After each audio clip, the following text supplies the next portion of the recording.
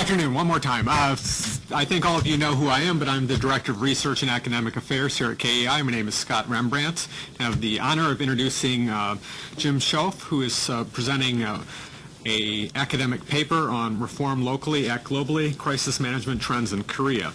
And this is the 13th in a series of academic papers that KEI originated as a series in December 2006, where we commission a paper each month on original topics of interest to Korea watchers.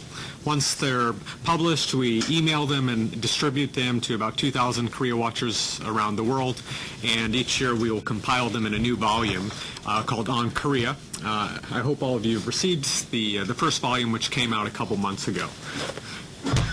And before Mr. Schoff speaks, I'd like to briefly introduce him. He's the Associate Director of Asia Pacific Studies at the Institute for Foreign Policy Analysis, where he covers East Asia security issues. And before joining IFPA in 2003, he worked at the U.S.-Japan Foundation, Bovis Asia Pacific, the Brookings Institution, and Wilkie Farr. And this paper was co-authored with Choi Hyung-jin, who's currently at Arizona State and was previously a research associate at IFPA. So to start out, Jim will give a PowerPoint presentation for about 25 minutes, then we'll open it up to Q&A. So without further ado, Jim. Thank you very much, Scott, and thank you, Jack. And it's a real pleasure and honor to be here today. I was a big fan of this series of papers before I ever thought about actually writing one of them. As a former program officer, I just thought it was a great idea and a great way to further and foster scholarship on Korea, and I certainly learned a lot in the process of putting this paper together. Is this on? Yes. Yep. Can you hear me? Yeah. It's on. Okay. It's on. I saw the hand go up, so I wasn't sure. But this paper stemmed from research that Choi and I were conducting as part of a book project we did earlier on tools for trilateralism, which was looking at U.S., Japan, Korea crisis management, cooperation opportunities, and security cooperation in the region. To be honest, I don't really consider myself a Korea expert. I kind of came to Korea through my work in U.S. alliance relations and crisis management studies, non-proliferation work, but I've really enjoyed getting to know Korea over the last 6 years, and one of the first things I try to do in looking at a country or U.S. alliance partner is to get a better understanding for how the government is organized and how the government makes decisions, especially in a crisis situation. And so you can imagine that South Korea provides a pretty challenging and interesting subject for study. In this paper, in this topic, we took a very broad view of crisis management. Originally, the research was more focused on the nuts and bolts of domestic crisis management and how it fit into regional disaster relief cooperation. I ended up kind of expanding that for the purpose of this paper into broader international crisis response and just international contributions in terms of peacekeeping operations and other kinds of things that would not normally be considered a crisis management situation, but especially with the new administration coming in Seoul, it was a great opportunity to contrast the different thinking and look at Lee's global approach, or the rhetoric regarding his global approach. And at the outset, I should also thank my co-author, Choi Hyun-jin, who is still working on his PhD out at Arizona, so he couldn't be with us today, but I could not have done this paper without him. Let's try this.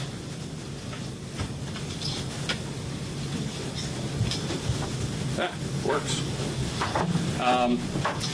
Two overall themes I'll talk about today. First, although there's been a great deal of turbulence in the presidential transition in Seoul and plenty of anything but no attitude on display, on the crisis management front, while there has been a lot of change, there is a point at which I think the reforms that occurred under the No administration transcend political or personal preferences. In other words, there will be some important changes from No to Lee, especially at the center, and in terms of global activism overall. But there will also be continuity. And understanding the background of the reforms that took place since 2003, I think, is useful. Second, although President Lee is trying to reorient Korea's crisis management and national security policy making in a more global direction, there are several reasons why this change will be moderate, I think. The ROC government is being pulled simultaneously in two directions, and one is still very intensely peninsula-focused, while the other is more regional and global. Still, Lee is talking about a fundamentally new way to think about Korea's global role, so we should pay careful attention. Let's see how I did that the first time. One of the things I think President Lee is talking about is a whole new concept of national security in Korea. Traditionally, it's been very peninsula-focused, not a very controversial statement there. It only joined the United Nations in 1991. Not long after that, it got hit with a nuclear crisis, the Asian financial crisis, or IMF crisis, as many continue to call it in Seoul, North-South Summit in 2000, 9/11 happens, which, although is an international event, the following focus on global posture review and the FOTA talks and base realignment, which feeds into some of the U.S. changes and responses to the war on terrorism, again brings a lot of the focus back on the peninsula. And the second nuclear crisis after that. I was looking at past opinion polls that Pew did back in 2002, 2007, and it tends to show Republic of Korea as one of the more cynical in Asia when it comes to foreign policy. They were more critical than Indonesia, and the highest criticism rate in Asia on the war of the U.S. war on terror in 2002. 73% say that U.S. foreign policy does not consider the interests of others. It's not just reserved for cynicism's not just reserved for the United States. China's growing economy a bad thing. So said 60% of South Koreans, the highest in Asia. Growing military in China, a bad thing, 89%, highest in the world. Low confidence ratings overall for Bush, for Hu, for Putin. But the only thing that gets good favorability ratings is the United Nations and the EU to some extent. And No certainly represented or characterized this. He talked about the near clash with North Korea, between the United States and North Korea in '93. He said, at the time, we almost went to the brink of war in 1993, and at the time we didn't even know it. We don't want to become spectators again. Now we are able to solve our own problems ourselves. And he pushed this idea of neutral, being a neutral or independent balancer, the push for operational control, transfer, OPCON. Transfer was a symbol of this, and so was its rejection of strategic flexibility that the United States pushed for. Korea was not inactive internationally, but it either had an air of alliance management attached to it. They were doing it to keep the United States close, which ultimately reflects back on the peninsula, or it was relatively minor. I think President Lee is talking about something very different. He's promoting a sort of global activism on the argument that it is in the ROC's national interest.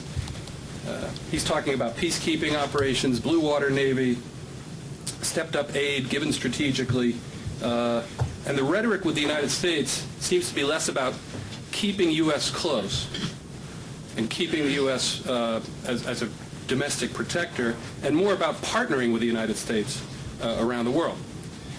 They've sent a survey team out to Darfur, Sudan for a possible peacekeeping operation. The United States is asking about a provincial reconstruction team in Afghanistan from South Korea.